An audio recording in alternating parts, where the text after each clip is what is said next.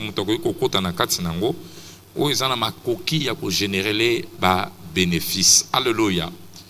Et tant tozolobela une affaire explosive, on a trois choses essentiellement. Lorsque nous parlons d'une affaire explosive, premièrement, nous voyons une affaire à grand revenu. Une affaire à grand revenu. Tant tozolobela affaire moko explosive, tozomonango affaire moko ya grand revenu. Alléluia. Affaire ozo kotisa mbongo, affaire ozo peso ba bénéfice ebele. Affaire autant au tali batu batali ba bandaki kaka lobby to comprendre ta matimba la moko. C'est ça une affaire explosive. Affaire panzani et fungwami mbongo zo kota. Deuxièmement, lorsque nous parlons d'une affaire explosive, nous voyons une affaire qui bénit une multitude de personnes. Une affaire qui bénit une multitude de personnes. Affaire explosive, tous au monde eza affaire ozo pambola batu ebele. Eza kaka te ozo koti lombongo. Mais ali affaire pe ozo pambola batu ebele. Na sima na yo batu bazo se retrouver. Na sima affaire wana batu bafute la bandako.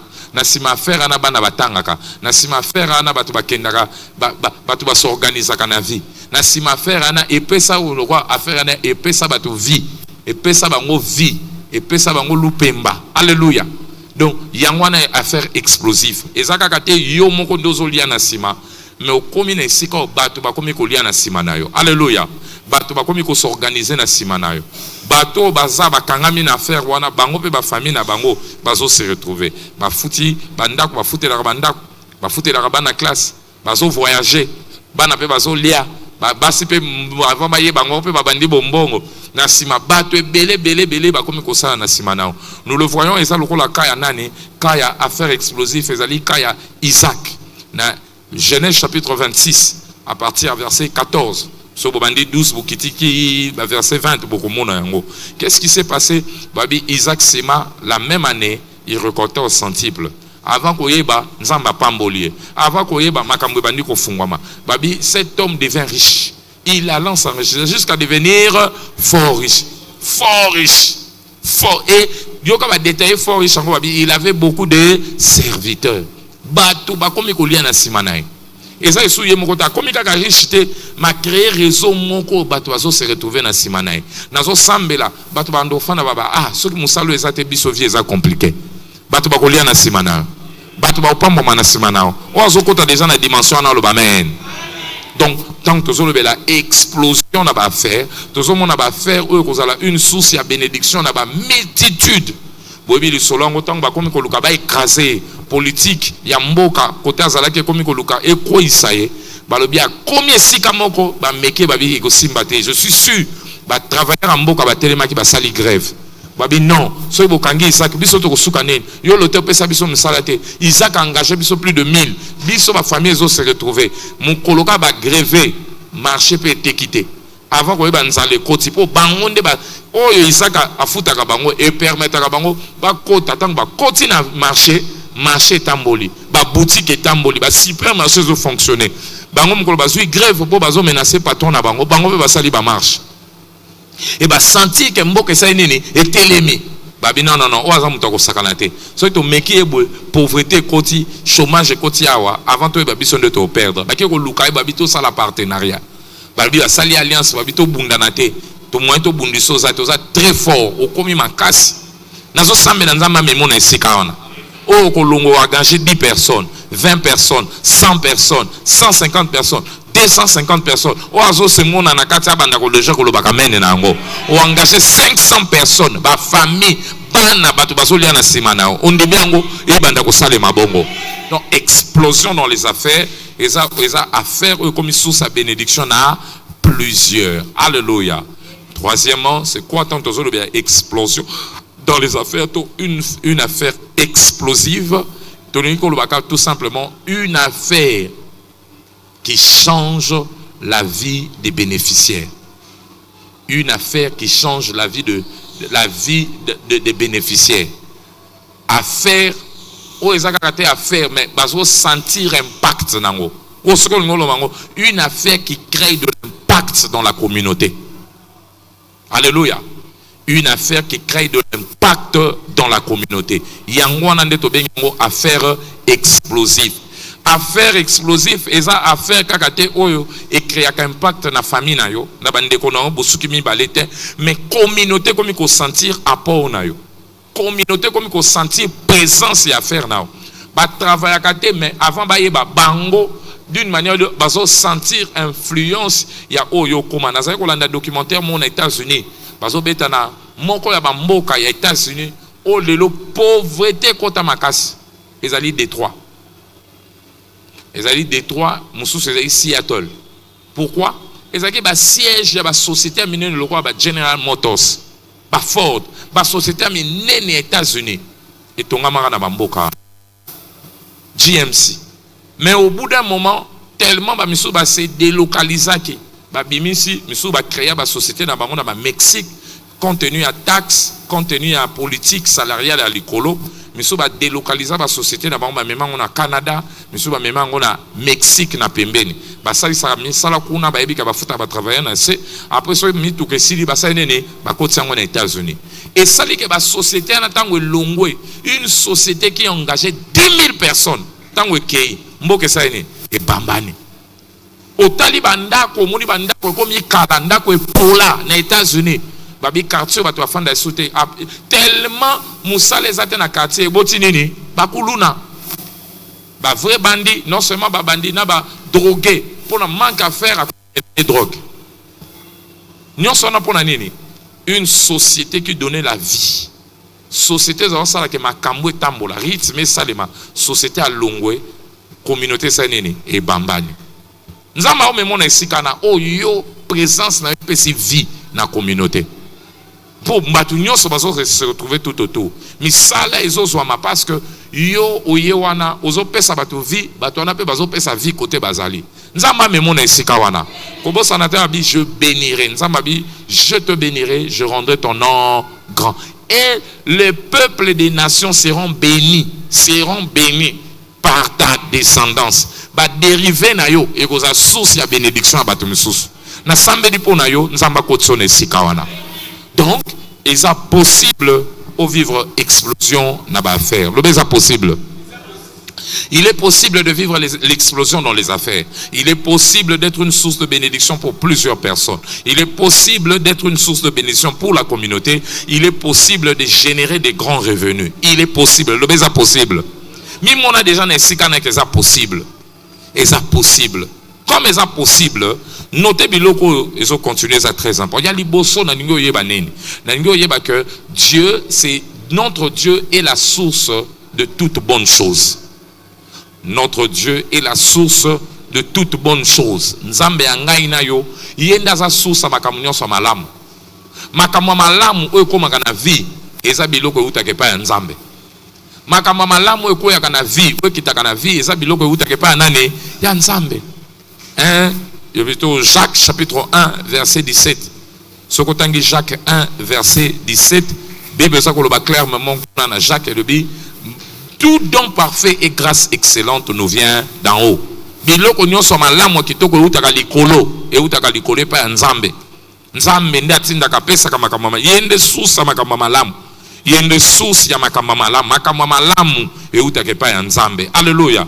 Matthieu 7 verset 11. Ce que tangi Matthieu 7 verset 11, abiba papa na bino bazama be, mais ba ibi kopesa bino makamba malamu. Ils savent vous donner de bonnes choses. Boni Nzambe na kopesa bino makamba malamu te. Azana makamba malamu. Notre Dieu est un Dieu qui a des bonnes choses, qui donne de bonnes choses et il est la source des bonnes choses. Makamba mabe za pa Nzambe te. Et pas Nzambe makambo eza malamu. Makambo malamu eutake pa Nzambe pa Satana te. Eutake pa nani? Y compris ba affaire ya malamu Nzambe pa za nene source na yango. Affaire malamu, affaire epambola kabato. Affaire o esala ke changer makambo malamu eutake pa Nzambe. Eutake pa Nzambe. Affaire o efungwama ya ba revenu ya minene. Affaire o généra ka richesse. O esala ke bato ba pambwama. Nzambe aza auteur nango. Aza source nango. Alléluia. Yende liziba pesaka. Isaac akomaki munene po Nzambe na ki source ya richesse na. Isaac otolobeli akomaki po Nzambe aza ki source nene ya richesse na. Alléluia. Donc Nzambe aza auteur ya makambo malamu. Alléluia. Nzambe aza auteur ya makambo malamu même na affaire. affaire ya malamu nzambe naza cause nango. Satan te, nganga te, kisi te, oh moi mukokoli ya nkoba, mukokoli ya nino escargot bapesi yo kanga kuna ekosa ete nzamba asusi ya makambo malamu wana. Alléluia. Donc akoki kozwa, akoki ko alimenter, ko approvisionner, akomisi na temps ya désert, na temps ya famine, mutu lokwa Isaac, mutu a pauvre, azuye, mutu azalaki face ya difficulté eza liboso na ye. Mais nzamba fungoli vi na ye, apamboli au centuple, a commis au centuple, a commis fort riche pour source ya richesse nezalaki nani nzambe. Na sambeli na pokwa lelo wana yo zoko na connexion na nzambe makambo ezo changer na vie na yo, ezo changer na vie na yo. Donc nzamba kaka te auteur ya bonne chose. Deuxième nangi oyeba na esika c'est que Dieu donne tout ce qu'il faut pour vivre des bonnes choses dans les affaires. Dieu donne tout ce qu'il faut pour vivre des bonnes choses dans les affaires. Asakaka auteur ya bonne chose, mais il donne tout ce qu'il faut. Les ingrédients des bonnes choses dans les affaires. Dieu te donne tous les ingrédients qu'il faut pour nous vivre le bonheur na ba faire na yo. O vivre explosion na ba faire na yo. O kende liboso na ba faire na yo. Nzambe azana ba élément nyonso apesaka bato yango. O esengeli po ba réussir, ba impacter, ba exploser na ba faire na bango. Deutéronome chapitre 8 verset 17 à 18. Alors bitango ko kota na esika yango, o komi na esika abondance, o komi na esika explosion. Bombongo fungwami makambo fungwami kolobate eza yo mokondo pesi. Souviens-toi de ton Dieu. C'est lui qui fait quoi? Qui te donne le ba pesaka. Il te donne quoi? La puissance pour acquérir la richesse. Apesio nguya pour exploser na ba faire. Nzambe azana o esengeli pono apesaka o esengeli. Il dit c'est lui qui te donne la force. La français babi la force, l'anglais babi la puissance pour devenir riche, pour acquérir. En d'autres mots, il te donne tous les ingrédients qu'il faut pour entrer dans la richesse. Ba ingrédients sengeli pour kota na richesse. Bien aimé, na pokwa lelo na ko ebisao, o nyonso sengi po yo, o kota na vie au large nzamba zanango. Pe akopesa yo. Na sambe na pokwa lelo apeso yango. O yandimi yango aloba amen. Bakisa yeso amen. 2 Pierre chapitre 1 verset 3. 2 Pierre 1 3. Bible ça koloba sa divine puissance. Loba est sous puissance. Il donne la puissance, mais sa divine puissance nous a donné tout ce qui contribue à notre vie et à notre quoi? Piété. Pour les autres contribuer na vie na yo, na vie ya bombongo na. Nguya na ye pesa yo yango. Et yango et renda yango disponible. La divine puissance de Dieu a rendu disponible tous les ingrédients qui vont bâtir tes affaires. Alléluia. Nzamba na nyonso esengeli pour affaire na yo za kitoko. Tout ce qui contribue à la vie, tout ce qui contribue, tous les ingrédients, ba épices nyonso esengeli pour vie na yo, affaire na yo za la kitoko. Nzambe na nzela nguya na ye apesa kabiso yango. Et na sambeli na pokwa lelo oyo nyonso esengeli po zala nango okende liboso nzamba zo pesa yo. Voilà pourquoi na ngina se lancer dans l'aventure ya biloko moko nzamba pesaka. Oh, il faut considérer ce que lui veut vivre explosion dans les affaires. Alléluia. Les ingrédients venant de Dieu pour l'explosion dans les affaires. Les ingrédients venant de Dieu pour l'explosion dans les affaires. Les ingrédients venant de Dieu pour l'explosion dans les affaires. Ben ingrédients nzamba pesaka. Pour aider Moutou à ça à exploser na ba faire na ye. Ah na yete loko la coach. Alléluia. Ba coach ba kopesa binoka boye ngana ye kopesa vie. Alléluia. Biloko utie pa nzambe po sungo kende liboso. O saleli yango même ba coach ba koyeba te komi ana ndenge nini. Yango nde nazo sambela po na yo nzamba kamusa. Yo koma histoire na mboka oyo. Na ndenge nzamba ko fungolela yo. Oya ndemi yango aloba amen. Ba ingrédient yango za premier ingrédient. Pour aider au exploser le bien à faire, la relation avec Dieu. La relation avec Dieu. Tu veux vivre l'explosion dans les affaires, la première chose dont tu as besoin, oh Nzambe, à chaque disposition, c'est la relation avec lui. La relation na Nzambe. Mon frère, ma soeur, bako saote, relation na Nzambe, ça na rôle ya munene, ya ko jouer na kati ya oyo tozo sala. Relation zo maintenir na Nzambe. Et ça a un impact munene kaka te na vie spirituelle na yo, mais même na ba affaire na yo. Alléluia. Relation zo maintenir na Nzambe. Et ça na ba retomber moko indispensable pour na ba affaire na yo. Na ningo yeba, celui qui s'assemble avec Dieu finit par devenir comme Dieu. Alléluia. Tango zo ko fréquenter Nzambe, ozo sangana na Nzambe, o lingo lingate, o koma lokwa Nzambe. Okokoma lokwanza oko bénéficier na o nyonso Nzamba zanango. Et l'une des choses où emanaka na relation yo oko entretenir na Nzambe za ko babengi zoé loba zoé. Relation na Nzambe ko faire bénéficier na ona bengi nini zoé. Loba zoé. Zoé zani pasteur, c'est la vie qui provient de Dieu. La vie qui provient de Dieu. Vie éternelle, le genre de vie de Dieu. La vie qui provient de Dieu. Ce qu'on dit deuxièmement, le genre de vie de Dieu. Le genre de vie, Nzambe. Une vie qui est éternelle, vie à intermittence. Il y a non, il y a ce que bandi kei. Une vie continuelle. Une vie évolutive à l'infini. Vie ici la kate, et sous kakate si kamoko. Nzamba ko sala que yo jouer na zoé wana. Jean chapitre 3 verset 16, Bible bénie. Car Dieu a tant aimé quoi? Le monde qu'il a fait quoi? Qu'il a donné son fils unique, afin que quiconque croit en lui, se connecte à lui, ne périsse mais qu'il ait quoi? Zoé. La vie éternelle. Zoé. On suit Zoé. Ce qu'on a à faire, on suit Zoé. Moi, connaître cache et zate. Mon frère, kokangamana Nzambe, zo sala ke Zoé ya Nzambe, o banda ko vivre en côté ozali. Relation na Nzambe ko sala ke mupe pasika, e kita na bombongo na yo, e kita na kaka na vie na yo te même bombongo na yo. Côté liwe sala kitangu Zoé koti Zoé melaka nini? E melaka liwa. Tangu Zoé koti na bombongo za iko kende kukufa bombongo za nini? Esi bomoy. Na sambe dipo na yo na pokwa lelo. Kaka ndengo ya Zoé Nzambe pesa bomoy na ozo sala. E pesa bomoy na ozo sala. Amen wana na sepeli na ngote.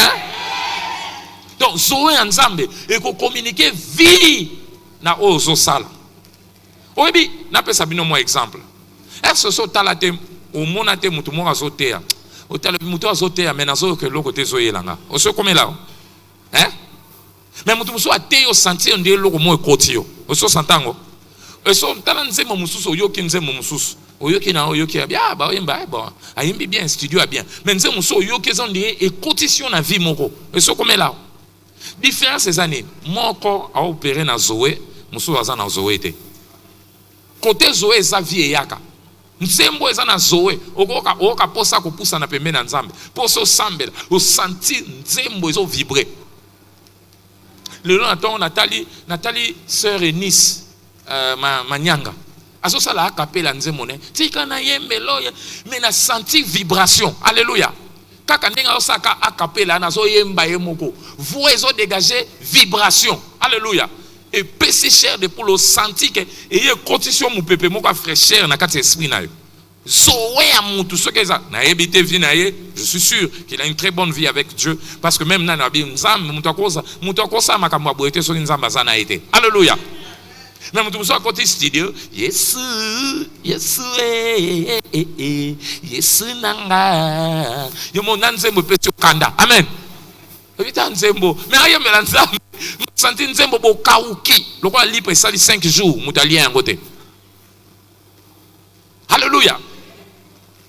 Mais ça banze musuti lelo kufakate. Ti lelo kufakate. Banzembo azoe ti lelo sa nini? Baimaka kolo yo linginga mingi avant ye botomo maboko yo maboko ko lukanini nsembo ye pesi yo fraîcheur et pesi yo bomoy na sambeli bon pepe wana zoe e kota na makambo zo sala bombongo ne ko kaukate na sambeli esprit ane me makaona ko kweya o bandi o kwei o tombo mi o kwei o meke o skoi mbongo mke ye ba pesa ba $1000 ba $2000 o kweya kakaka ko banda lelo na zoe o ko kufa lisusu te bombongo ane ko kende liboso. Non, la relation avec Dieu et qu'on aide au bénéficier de nini Zoé. Relation Nzambe et qu'on permette au bénéficier de nini. Deuxièmement, la nature de Dieu. Pas seulement la vie de Dieu, mais la nature de Dieu. La nature de Dieu. Koinonos, nature ya Nzambe. Et continue à makambozo sala. 2 Pierre chapitre 1 verset 4. Bible grâce ya na yanguya nzambe ya liloba na ye to koma participant na nature ya nzambe to komi donc biso na to komi ko participer na nature na ye to suis part na nature ya nzambe tant ozo maintenir relation na nzambe o komi ko soit part na nature na ye nature ya nzambe eza nature ya victoire nature ya nzambe eza nature ya progrès nature ya nzambe eza nature ya évolution nature ya nzambe eza eloko nyonso bandi kola nature nzambe ezaka na station te nature nzambe ezaka na blocage te nature nzambe ezalaka le pas du juste comme une lumière resplendissante dont l'éclat va croissant jusqu'au jour parfait de Dieu. Ça c'est la nature de Dieu. Nature nzambe soki bandi faut évoluer yango moni bilo nyonso nzambe akela e bandaka muke ezomata nzete bandaka muke mati. Oh non, bandamuke nyama bota mia bandi muki akoli nature nzambe yango na tango simba ka communiquer ki na création a communiquer nature ne yango moni même yo nature ya yo muto obota mia bandi fœtus OK obandi embryon fœtus tu bou obimi bébé ne yo natali ba bébé miso amike bazali o ba bota maka moko azaki na 200 grammes lichombe muke boy bazo pota na ba laitse lokwa mona popi ba ebite ndeni ba laitse ba bifoza na ekenge. Alléluia. Ça c'est la nature. So, omoni abotami bébé boy mavoye ba bou 5 mois avimbi binane après mwana na oza okanisa za muki akomo tambola lobi alobi ti akoli akomo demukuse avant yeba lelo akoma mulai akoli bonde. La nature de Dieu est une nature évolutive. Alors soki nature nzambe koti na bombongo na yo olingo lingate mombongo ne faut ça nini évoluer il faut ça nini na sambeli na pokwa lelo relation no na nzambe et libérer nature wana ya croissance na oko sala na kombo na Yesu. Ko yango ko banga tendenge nino ko banda. Yango bibi ba o ba sekaka faible commencement bango nde ba ko kamwa. Zacharie chapitre 4 verset 10. Ba ko ya ko kamwa makamunzamba ko sala. Ba ko ba o nzambe nda sali yango. Parce ya nzambe ate bandi muke. Soki ye aza nature ne kotine o linga te fo sa nene e mata e fungwama e kende liboso. Na nzambe ba ki zigzag ezate. Ya nzambe soke bandi sa nene e mati. Yo so mona nzete ekoli ekubi ekoli après kubi yo so mona ngo nzete soko zo kola zo sa nene ezo kola ezo mata boende na sambeli bombongo ne kende ekende bongo au nom de Jésus. Alléluia. Donc premier ingrédient o nzamba pesa ka muntu pour mutu a évoluer a exploser na ba faire et sa relation ya nzambe na mutu wana. Ce qui troisième ingrédient dans la relation et yo nzambe. Troisième ingrédient mais 3 choses et kulaka na relation mutu na nzambe et ça na bengi la direction divine. La direction divine. La direction divine. Isaac, explosion Isaac au komona et bandaki d'abord avant ça la musala na relation na nzambe. Nzambe c'est qu'aucun Égypte te. Genèse 26 premier verset au kiti. Et bandaki wana. Isaac nzambe azalaki na relation na nzambe. Ayebaki oyoka nzambe. Basaki ko solo na nzambe. Yango nzambe c'est qu'aucun Égypte te. Pona nini papa abifandao. Soko fandiao ngai na opambola. Ngai osaki mapamboli na lobena tata na ela tanzoto na vina. Awa batu na okomisa libota no munene na opeso mboko okopesa nga mboko na opeso mboko nga moko te na kozwa te nga yo kozwa te ngane na kosana nene na kopesa yo. OK papa ndengo lobi bo na tikali relation na nzambe et conduire na nini na direction. Batu mamona ka kangi bisaka na eba bite fungola bisaka. Oh Isaac, ozo kenete o tena ke sute na tikali. Oh tikali po anini? Pona ba ola zaki abi nzambe bisinga na tikali. Yo mama nzambe na banzala boyo zo landa nzambe. Mais il savait que wane zaki a tout ya munene, a tout majeur ya vie na ye relation na zaki na ngona nzambe. Mon frère, affaire ya likamuka ka ya mbongo te. Oh non, il faut ça en fond. Affaire force na ngoza d'abord relation za na ngona nzambe. Yango na de force na yo munene na ba faire. Yango bato ba milo bela chrétien. Oh bazaka na relation na nzambe te ba suka kana ko kauka na bombongo na bango. Parce que bazo soit vite fraîcheur te o ba ko communiquer na affaire na bango. Bazo soit nature ya nzambe te ya ko communiquer na affaire na bango. Bazo soit orientation, direction divine te o ba ko communiquer na affaire na bango pour kende liboso. Yango atu na yo amunene eloko amunene o il faut luka eza relation na nzambe. Psaume 127 premier verset. Tous ceux qui bâtissent sans Dieu font un travail en vain. Tous ceux qui bâtissent sans Dieu, ataba lui va bâtir à faire, bah ça musala ya pamba. Mon frère, première eloko il faut que luka, ce que lingi affaire et mata évoluer sa relation nanane nanzambe. Alléluia. Eloko nzamba ko pesa yo, eloko munene nzamba ko kabela yo et ko za la relation na ye. Pourquoi Moïse a créé un pacte na musala na? Parce que Moïse a une relation na nane na nzambe. Moïse avait une relation avec Dieu. Il avait une relation avec Dieu. Vous voyez bien go? Moïse a une relation na nane na nzambe. Yango nde ba faire ne zaki na impact. Et a na ba impact parce que a une relation na nane na nzambe. Relation na nzambe. Ya tala Moïse akekuna abi Pharaon aboyi nzamba bizwa tout boka nzete aboki Pharaon aboyi abizwa nzete tchana mai ebongwani makila à chaque fois kazo kuta résistance ngela nzambe relation na nzambe yonde pesa ki avantage na ba faire na mission na ye azali kosala o Pharaon aboyi abi yo tombola ka nzete na omema mopepe ana ekoyana banyama elia bango. OK, à chaque fois azali kokende elo mozo salema na sambe dipona yo kaka nengo zoyo kangawa relation na nzambe ko memo musika na bien ko memo musika et ko memo musika et c'est là au nom de Jésus. Donc mutunyo so linga exploser na ba faire et loko ni na liboso fa luka.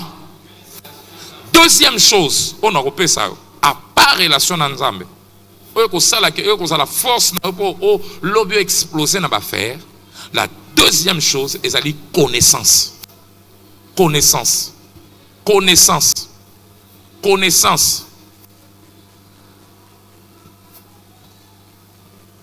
Moutoua acquérir connaissance, assis à réussir, à potentiel succès n'a pas faire à 60%. Moutoua acquérir connaissance, à yekoli, azana boyebi, aza déjà moutoua ko réussir à 60%. Connaissance et ça a avantage na vie. Bato bele bakanisa kosala bombongo ezaka kokende na zimbongo akio banda eza erreur. Moko ya force au connaissance ou plutôt à faire na azana ngo besoin pour décoller eza connaissance. Osée 4:6 mon peuple périt parce qu'il lui manque le fonds de commerce. Mon peuple périt parce que mon peuple manque de capital. Mon peuple périt parce qu'il lui manque quoi? N'a pas faire aux autres échouer pour connaissance, c'est ça, néné, et zangi. Connaissance. Connaissance, c'est sa force, n'a pas faire. Au commencement était la parole. Toutes choses ont été faites par elle. Parole, connaissance. Il y a un monde qui ça même na bombongo. Okomona mutu alinga ke nami pesa na bombongo, akende kokota bombongo, mais azana connaissance c'était. Yango ako échoué. Oko échoué. Botika kolanda na mbongo. Bo luka biloko c'est essentiel. Et moi quoi essentiel les a o nazo peso. Comment on dit? Connaissance. Connaissance il y a trois choses. Premièrement, connaissance ya nzambe. La connaissance de Dieu. La connaissance de Dieu, entre parenthèses, de sa volonté. succès ya ba faire ne ko banda na connaissance aux anango ya nzambe na volonté na. La connaissance de Dieu et de sa volonté. Ndeno baki Isaac ayebaki volonté ya nzambe, connaissance na. OK te po ani otikali apo nzambe ayebisinga. Asui connaissance mo pa nzambe yango nde pesa ki force kota azalaki. Abraham salaboy. Moïse salaboy, connaissance azalaki nango ya nzambe na volonté ya nzambe yango nde pesa ki bango succès. Alléluia. La Bible dit ceux qui connaîtront leur Dieu seront forts et feront des exploits. C'est l'anglais. Daniel 11 verset 32. Daniel 11 32. Ceux qui connaîtront leur Dieu seront forts et feront exploit même na ba faire na ba. Pas ça ba exploit pour ba yebi nzambe. Tango yebi nzambe ozana 1001 possibilités ya ko réussir na bombongo zo sala. Na sambe di pona yo nzamba sungo réussir au nom de Jésus. Deuxième connaissance aux en avons besoin, c'est la connaissance de soi. La connaissance de soi. La connaissance de quoi? Il faut qu'on y ait yo moko. Alléluia. Ce quand tu as connais toi, mi eba yo moko. Ce qu'on y évite moi que nous musika, yé koye banini. Connaître ses points forts et ses points faibles. Yo kokaka na wa sous ba pression te. O kokaka ozara na o kokakolanda par exemple, mutu so akozo a mbongo koka na ote. O kokoko ndo senga ete. Moko kota commerce o senga yo landa ka bato. O senga ba mbongo. Ya mo bato musu ba koyaka. Akoi po ba nyongone kanga me pa bato. Po bato musu po zo mbongo ifo za molende. Yo so kozaka na o molende te. Ya tika na 300, ye kuna tika na 200, ye kuna tika na 150. Yo ti mama lupango longwa lupango azaka na nyongono 400, afuta ka hote. Maso changer ba locataire. Pour yebi ke okokaka na hote. Ngavuma ba biloko. Alors soko okokaka te, il faut ko mi yeba. Ba te belé ba so échouer ba faire pour a okene na faire, a okota na faire ne sika capacité na ye azana ngote. Azana capacité na te okota na bombong. Oyebi ba point fort na yo, oyebi pe ba point faible na yo. Pona nini? Soki affaire ane ko senga yo, point fort moko za na ngote, okoki ko luka mutu musu asala na place na. Otie mutu moko akulanda nyongo. Oyebi kaza honnête sur soka landelo akosali lo recouvrement. Yo moko kokendo kokota na te po kokoka to leki gentil. Ezo kan sanga mama na biso, alléluia. Mama biso asala bombongo na bambongo nyonso. Mais moi qui voyage, des fois que je campagne, aya na camion mobimba ya ba masangu, mais comme kuna aso kabeli ne bato mboka. Akabeli ne bato mboka. Bo ye motema neza ka sunga ne ka bato. Asunga ka bato. Oui mais OK ndenge ko voyage pona nini? Ba zongi. Akena voyage na $10,000, ma zongi boatika na 4,000. Et l'autre ta malunga ye na po asungi bato kuna. Mais lobi à quel sous voyage, à quel sous mon thème à mon nene, mon thème à nesa malamu, mais à bien été et comme défaillance et comme faiblesse et comme pas bien on est objet mon quoi chute ya bon on a pour ami yebité ya kasi kande yango faut comme yeba oza nani il faut comme yeba na sakane na fort nani na faible nani biloko na nyonso faut ko yeba. Et qu'on aide au makasi le bureau réussir. Moutou ami yebi, azana 1001 chances ya ko réussir na ba faire grâce à bilo ko yebi na katina. Et lo ko ni azana ngo na o azate yango. Omoni na Acte chapitre 3 verset 6, ba disciple ba yebaki. Ba bi c'est que oh na argent toi na ngote. Mais ce que nous avons, c'est ce que nous allons te donner. C'est ce que nous allons mettre à ta disposition. Lève-toi et marche au nom de Jésus. Ba pesi o bango bazalaki, o bango bazaki ndesaki ke bango ba réussir. Mais ce que balandek lo nga mutu nyoso zo chalo boko na poche bango misu banga ba ke ne ba pesa 100 francs inge sunga na ngwe côté mais ba yeba kini basalaki ba capitaliser na o basalaki nde ba okende liboso fanda est-ce que mi yebi o yebi ba point fort non na caractère ba point fort non na moral na point pour affaire et ko sengo ka te mutoki et sengo état d'esprit et ko sengo moral et ko sengo caractère et ko senga na biloko belé o eza na kati koleka o eza libanda yango il faut ko mi yeba. Sokomi yebi malamu eko deyo. Alléluia. Troisième connaissance, aux en avons besoin, c'est la connaissance des affaires. La connaissance des affaires. Connaissance, il y a affaire. Il faut qu'on ait affaire. Yokanga bien, c'est le conseil que je te donne. Koko t'affaire, oh, yoza na connaissance nango te, koko tango te. Dans un jeune monde, on a encadré. Ah, soit qui m'a bon, moko. Ah, soit qui 1 million de francs. 1 million de francs. Aninga soit maman que kota bonbon on a mis. Non. Kolanda lo engete. Yo ebi bonbongo. Ote bon, nanika na salango. Ngabi avant le koko tanakati. Kende ko kendo ko yekola. On a ngina sa madesu. Ko sa ngo nene. Aso ima kama madesu. Ote na ke lufu na bifanda kimia. Kolanda te batunyo so kenda lufu. Oh non, babi transport ils en ont kaka. Non fout à moi $20. Na zone pe na fouti $20. Ngabi déjà $40 eke. Si ko sac ya madesu we longwa lufu. Tio yo teka et général bénéfice combien? Ngabi OK batem so et général $20 à bénéfice. Sac monko.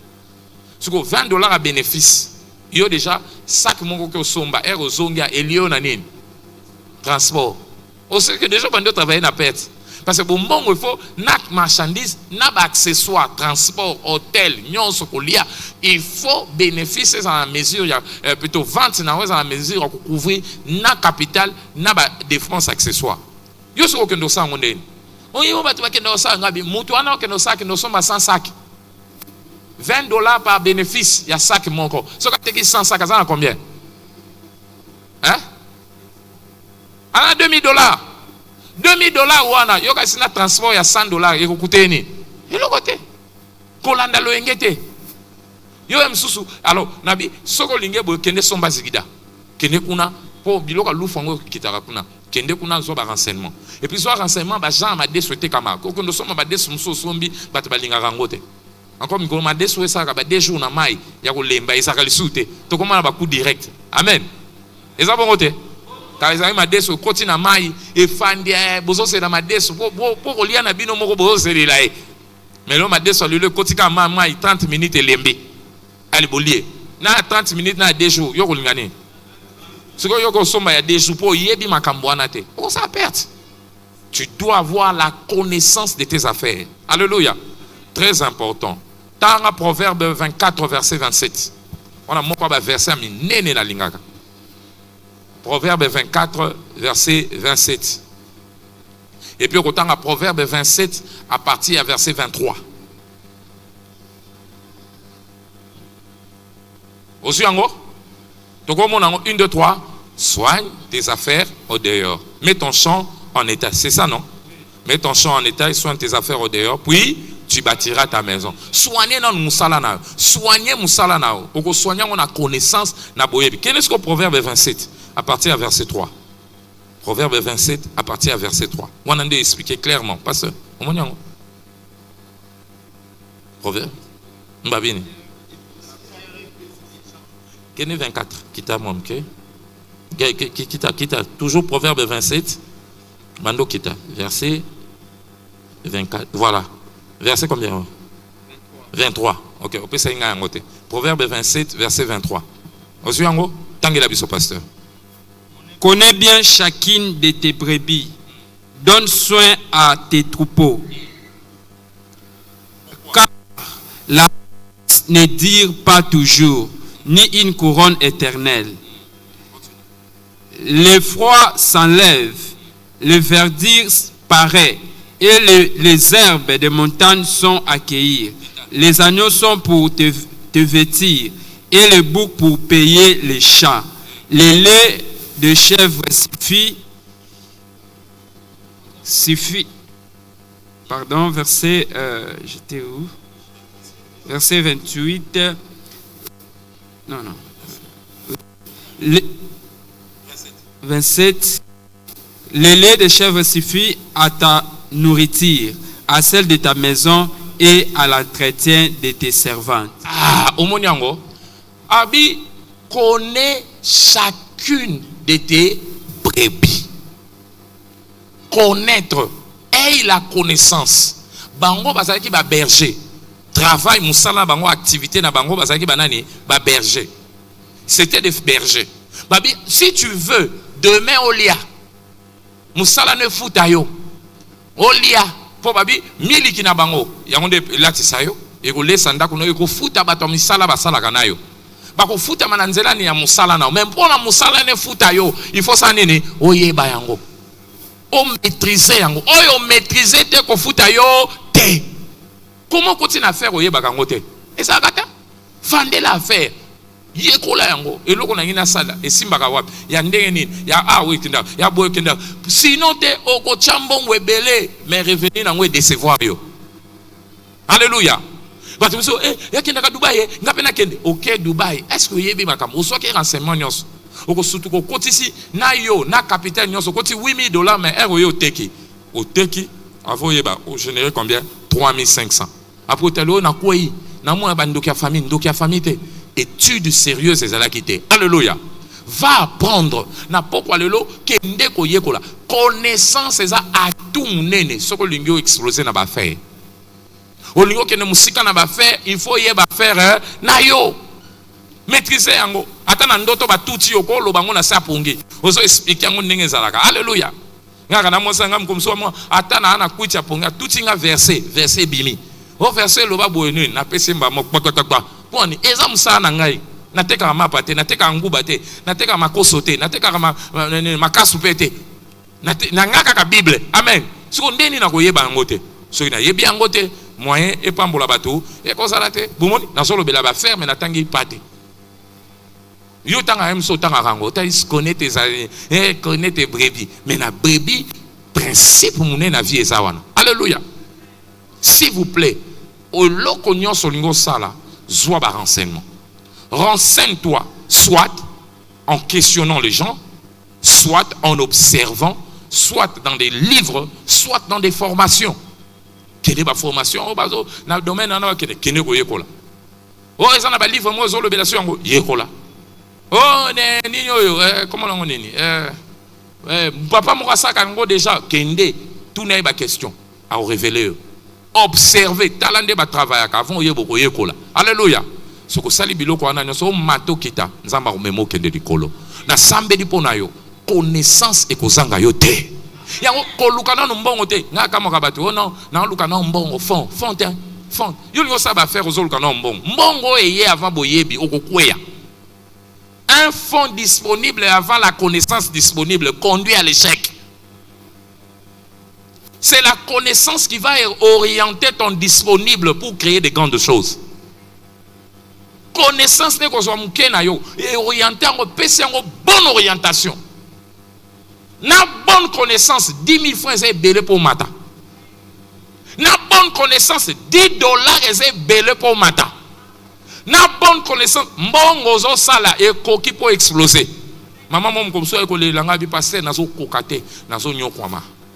Na tout n'est pas nini. Abi dans charge abana classe nyonso ngai nde nazaka na bisko sa on ate kaka côté quand nous aussi mbaté betelangana abi on a salaka oza na fond combien abi na fond je crois que vous avez $500 bango batekaka ba marchandise kenda chaque jour a sombia avec ateki eke na c'est OK mais ce côté que za abi na ba bénéfice na ça le roi ba $20 maintenant on a 6 enfants on a ça charge là-bas papa musa les ate na ko lia que là ça bana transport mon wane ko kaka nango te po bana ngape ba liawa eza ba misu ba za ba V12 moteur dosé soka bandi ko lia yo moko ki somo mwana. Amen. Abi bana donc ngabi ko lamba ko compte abi ko lia ya $10 so ke ba transport nyonso ana donc $10 peke provision moya ta ko sala ezate na bisi yebo na bi mama $500 anozana ne boto lo bénéfice à $20 ezape na affaire moko ezali kaka kotoza oyo ebotaka bénéfice ya $100 na $500 ezape na affaire eza ebotaka bénéfice ya $250 na $500 ana ezape na affaire ebotaka bénéfice ya $500 na $500 anozana ngo ngabi yo kende ka observer mongo na nga wana na ko capitaliser ngo wapi olena lela na petit bénéfice na sa nene na matisa yango soko sali yango avant yebo sa nene okende OK neti na ba monda lelo bati miso ba lota aka baswa taxi po ebulaka lelo ko simba te on a za ketch na bula lelo soko zui ketch nga conseil na opesa oboe comme ce que lingi et pesa au moins rentabilité. Soit au luki yango, au tchango na yango, et que bandi au travail na yango, yango par jour comme sur 80 à 100 000. Au moins on a su, yango soit au tourner ne bakota ba gombe, ba nini, côté au mabulu et au bomangote na ba embouteillage. Ça c'est de 1. Soit au tchango na aéroport, na ba parking à aéroport. Les 8 clients, et qu'on a 2 clients, les clients sont basés à foutre $100, $100 et $50, $50. Si Kabiso a Kassavoub, et au côté de course mon koana, et faut combien $100. Au fin de notre journée, mais avion qui tika mon course mon kozu, et peut combien $100. Côté monsieur, bénéfice c'est ça combien? Mon monde a monté au Kenya kalandaka transport et qui dit victoire et à Kangamina na pourquoi chauffeur a Léonon les lois qui matata soit 60 000 soit 30 000 au bando silika depuis na soma mutuko le problème est ani boye bi soko yebi au sala malam soit grâce boye bi kitelo kende liboso est-ce que tout le monde so kanga et loko nyonso za nango soko za na connaissance à malam et loko wane ko komata on a fait un examuke, fort examuke pour au quotidien on est sika, on monte na quantité à bongo pour tourner. Mais ce que nous on a bonne connaissance et si quand on se quota au kokiko mata. Amen, amen, amen. Est-ce que tout le monde se solinga? Yangwana, moi 2-3 choses na kokwa opesa. Vite na sukiawa na 2 ingrédients. Mkolomsu na bakse su ba ingrédients mibale, ba ingrédients mso pour pambola biso. Kobo sanate nzambe. Soko kotisie nzambe yenda upesa yo force ana makambo sengeli pour exposer na ba faire now. Que Dieu vous bénisse.